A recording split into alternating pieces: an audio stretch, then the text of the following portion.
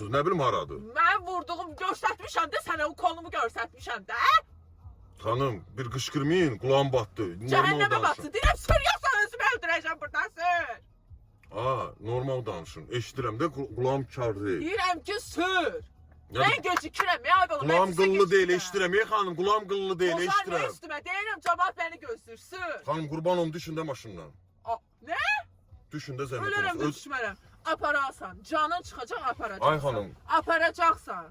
Xanım, artıq əks söhbət eləməyək. Düşün, Sən qurban. kimsən ki mən? Sən Dürəyin küçüysən. Sən kimsən ki mən? Bir ağzınıza gələn danışmayın, ha. Bir normal danışın. Zordur, belədir. Zordu nədir? Belədir. Qadın danışırdı, belə danışır. Mən belə danışıram.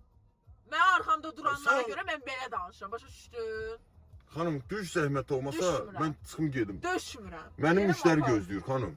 Müştəri nə qədər verəcək? 2 50 verəcək. Hər nə qədər verdi.